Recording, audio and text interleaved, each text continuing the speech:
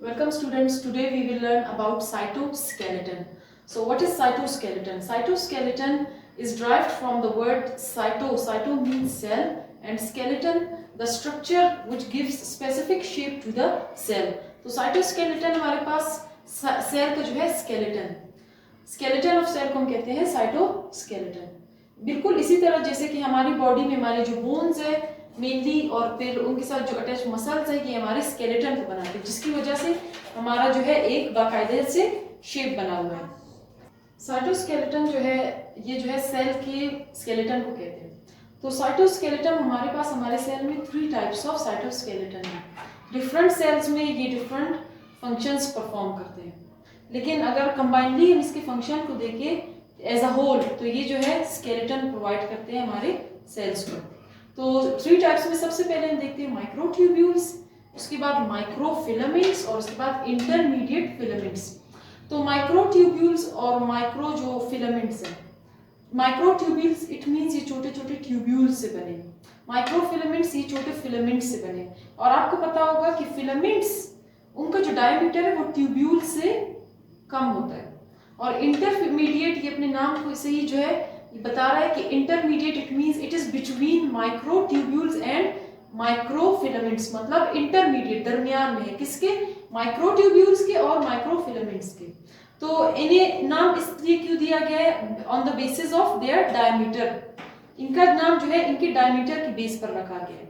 Microtubules जिनका diameter सबसे ज्यादा होता है जो कि 25 नैनोमीटर का होता है, ये जो है सबसे बड़े डायमीटर वाले साइटोस्केलेटन की टाइप्स हैं. माइक्रोफिलामेंट्स जिनका डायमीटर 7 नैनोमीटर मतलब कम होता है, ये जो है सबसे जो आप कह सकते हैं नैरो या फिर थिन जो है वो है साइटोस्केलेटन है. और इंटरमीडिएट फिलामेंट्स का जो डायमीटर है वो है बिटवीन माइक्रोफिलामेंट्स एंड माइक्रोट्यूब्यूल्स. फिर उसके बाद जो है हम देखते हैं कि जो माइक्रोट्यूब्यूल्स है ये बनी होती है, इन सब में जो है कुछ बेसिक प्रोटीन्स होती है जो मिलकर इन्हें बनाती है. तो माइक्रोट्यूब्यूल्स बने ट्यूब्यूलिन प्रोटीन से, माइक्रोफिलामेंट्स बने एक्टिन प्रोटीन से, और इंटरमीडिएट जो फिलामेंट्स है वो मल्टीपल प्रोटीन से बने. अब हम आगे इनके स्ट्रक्चर्स को और इनके फंक्शंस को देखें. साइटोस्केलेटन में सबसे पहले हम देखते हैं माइक्रोट्यूब्यूल्स. तो माइक्रोट्यूब्यूल्स मैंने आपको बताया कि ये ट्यूब्यूलिन प्रोटीन से बना है, लेकिन ये इतना सिंपल नहीं जितना नजर आता है. ट्यूब्यूलिन प्रोटीन जो होती है वो एक डाइमर होती है. डाइमर मींस 2,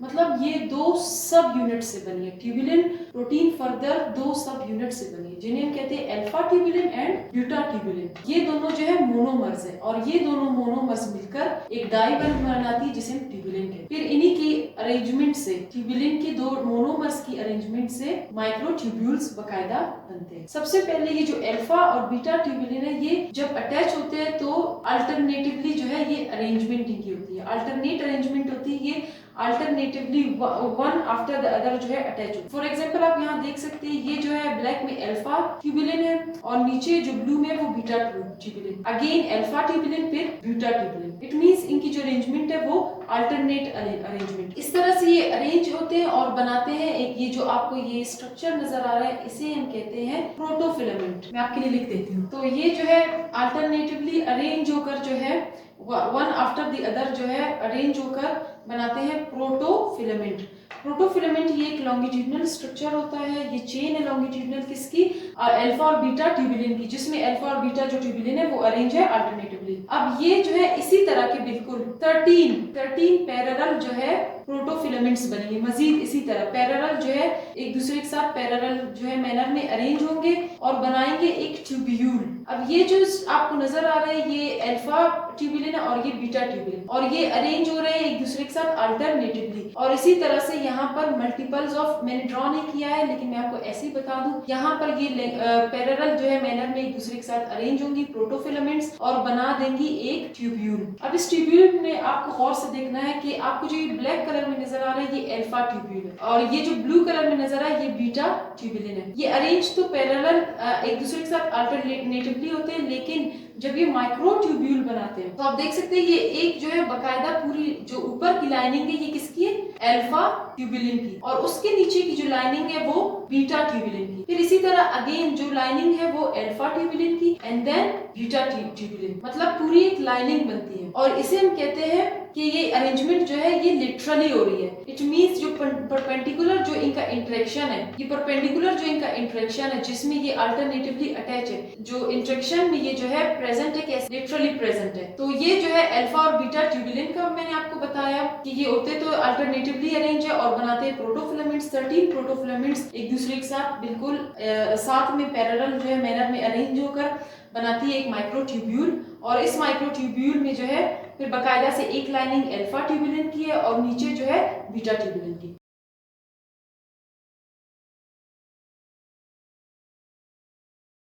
इसके डायमीटर को, इसका जो डायमीटर है वो 25 नैनोमीटर का होता है और अगर इसकी लेंथ की बात करें तो वो 25 माइक्रोमीटर का। उसके बाद जो है माइक्रोट्यूब्यूल्स की फंक्शंस को देख लेते हैं। ये बहुत ही इंपॉर्टेंट जो है साइटोस्केलेटन का, साइटोस्केलेटन की बहुत ही इंपॉर्टेंट टाइप है क्योंकि इसके जो है मल्टीपल फंक्शंस है। सबसे पहले मैंने आपको, अगर आपने माइटोसिस या मियोसिस का जो वीडियो मैंने पिछला बनाया है नहीं देखा है तो आप देख सकते हैं कि वहां पर माइटोटिक्स अपैरेटस बन रहा था जिसमें स्पिंडल फाइबर्स और एस्टर्स बन रही थी। वो माइटोटिक्स अपैरेटस भी बनते हैं किस चीज से? माइक्रोट्यूब्यूल से। दो जो माइक्रोट्यूब्यूल्स है वो बनाएंगे स्पिंडल फाइबर्स और एक जो है बनाएगा एस्टर्स। तो ये माइटोटिक अपैरेटस बनाने में हेल्पफुल है और ये सेल में जो है फ्रीली प्रेजेंट हो। तो इसीलिए ड्यूरिंग सेल डिवीजन ये जो है क्या करते हैं, इनकी अरेंजमेंट होती है और ये बनाते हैं माइटोटिक अपैरेटस। फिर जो है फर्दर अगर हम देखें तो centriole, cilia, flagella, basal bodies, कुछ ऐसी स्ट्रक्चर्स है सेल की जिन्हें माइक्रोट्यूब्यूल बनाते हैं, मतलब ये माइक्रोट्यूब्यूल से बनते हैं। माइक्रोट्यूब्यूल पर जो है हम एक मजीद डिटेल में वीडियो बनाएंगे जिसमें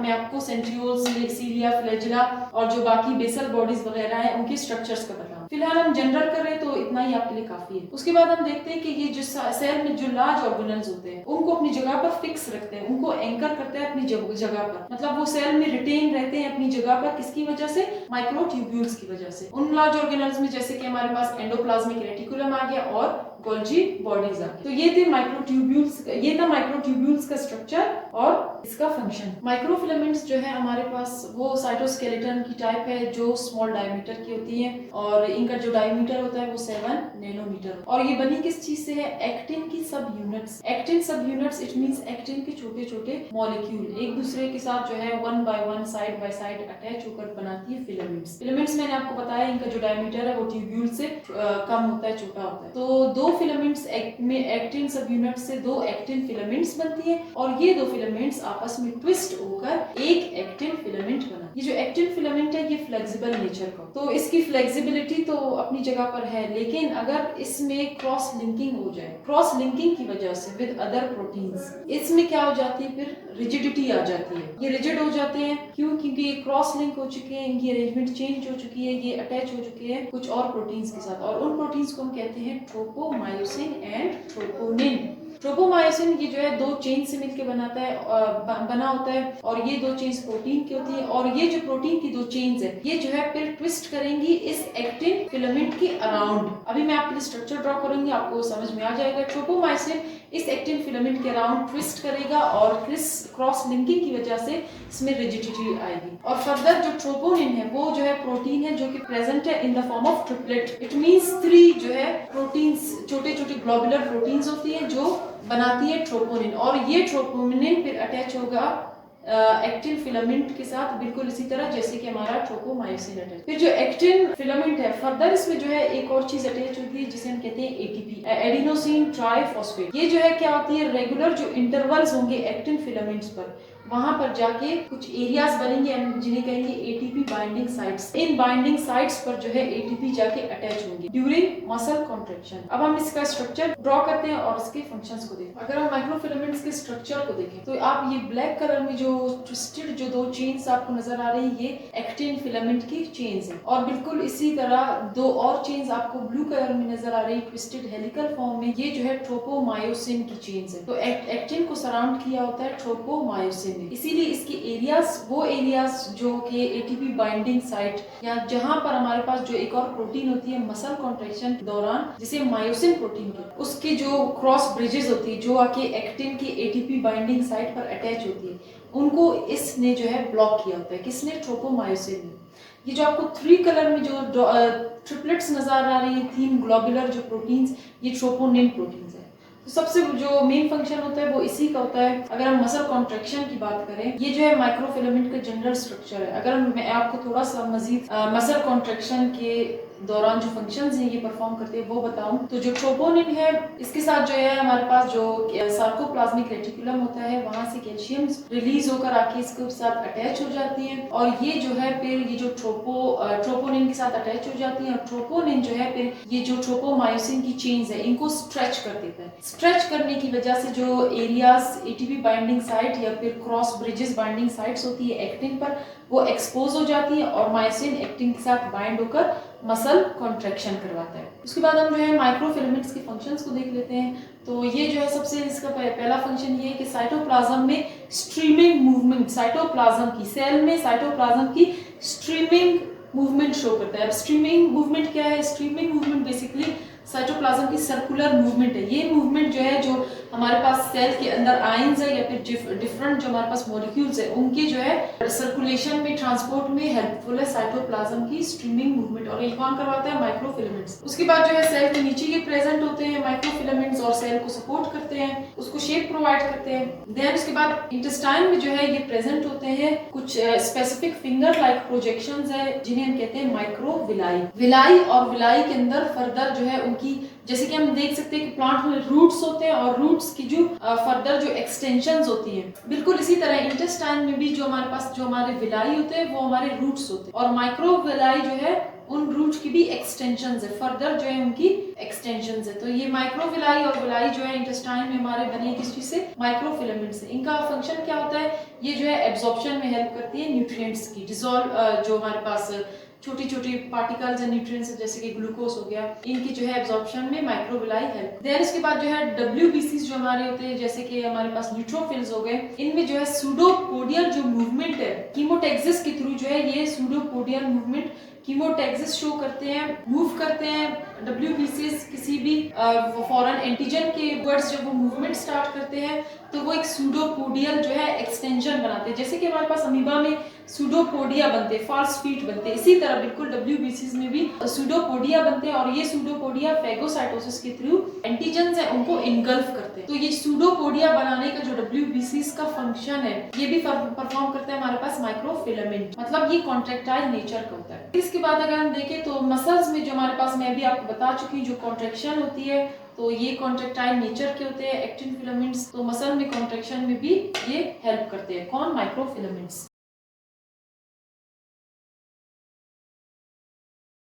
इंटरमीडिएट फिलामेंट, इंटरमीडिएट फिलामेंट्स हमारे पास जो है इनका जो डायमीटर होता है वो होता है बिटवीन माइक्रोट्यूब्यूल्स एंड माइक्रोफिलामेंट्स, तो इनके बीच में होता है, इसीलिए इनका नाम जो है इंटरमीडिएट फिलामेंट्स है। इनका जो डायमीटर है मैंने आपको पहले भी बता दिया कि ये 8 to 10 नैनोमीटर होता है, और अप्रोक्सीमेटली हम कह सकते हैं कि ये जो है 9 नैनोमीटर, यहाँ पर 11 आ गया, 9 नैनोमीटर का होता है। अगर इसके स्ट्रक्चर की बात करें तो ये जो है सिर्फ एक प्रोटीन से मिलकर नहीं बना, जैसे कि हमारे पास माइक्रोट्यूब्यूल्स जो है सिर्फ ट्यूबुलिन प्रोटीन से मिलकर बने थे, और जो हमारे पास माइक्रोफिलामेंट्स थी वो सिर्फ एक्टिन प्रोटीन से मिलकर बनी थी। यहाँ पर ये जो है मल्टीपल जो है ग्रुप्स ऑफ प्रोटीन्स होती है, जो या फिर हम कह सकते हैं कि मल्टीपल प्रोटीन सब यूनिट्स है जो डिफरेंट इंटरमीडिएट फिलामेंट्स बनाती है। वो हम फंक्शंस में आपको बताऊंगी कि कौन कौन से सब यूनिट्स होते हैं। और ये इनका, अगर हम इनके स्ट्रक्चर की बात करें तो ये टेट्रामर है।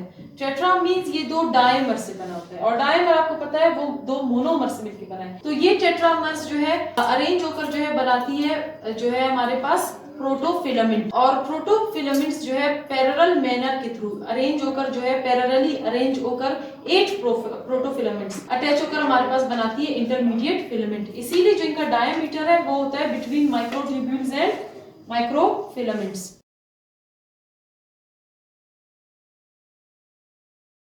अगर हम इसके फंक्शंस को देखें तो सबसे पहले जो इसमें जो इसका मेन फंक्शन है वो ये है कि ये माइक्रोट्यूब्यूल्स और माइक्रोफिलामेंट्स से ज्यादा जो है सेल को स्ट्रेंथ प्रोवाइड करता है। सबसे ज्यादा जो सेल को स्ट्रेंथ प्रोवाइड करता है वो इंटरमीडिएट फिलामेंट है। अब हमने कहा था कि ये डिफरेंट मल्टीपल प्रोटीन सब यूनिट्स मिलकर, तो ये different groups of intermediate filaments हमारे पास प्रेजेंट है, हम कह सकते हैं। सबसे पहले अगर हम देखें तो डेस्मिन्स है हमारे पास। डेस्मिन्स हमारे पास जो है हमारे मसल सेल्स में, कार्डिक सेल्स में, स्केलेटल सेल्स में जो है ये प्रेजेंट होते हैं हमारे पास डेस्मिन्स। तो ये एक ग्रुप है इंटरमीडिएट फिलामेंट का। देन उसके बाद जो हमारे पास हमारे न्यूक्लियस के जो इनर सरफेस पर जो एरिया होता है वहां पर हमारे पास अटैच होते हैं न्यूक्लियर लेमिन्स।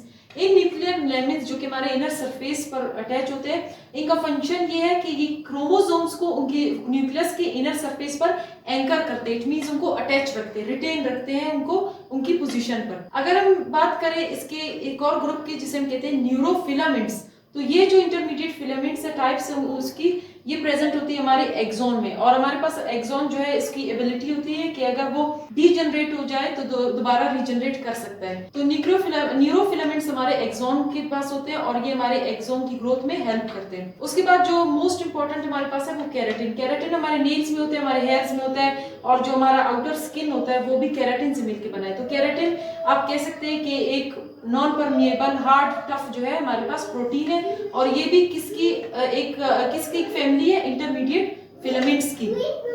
इंटरमीडिएट फिलामेंट्स की क्या है, फैमिली है केराटिन। इसका एक और फंक्शन जो यहाँ पर मैंने मेंशन नहीं किया वो मैं आपको ऑरली बता देती हूँ, वो ये है कि हमारे पास माइक्रोविलाई थे जो कि बने थे हमारे माइक्रोफिलामेंट से, उनके जो सेल्स होते हैं उनके बीच में जो है जंक्शंस बनते हैं और उन सेल्स को अटैच करते हैं। कौन, वो जंक्शंस बनाते हैं हमारे पास इंटरमीडिएट फिलामेंट्स।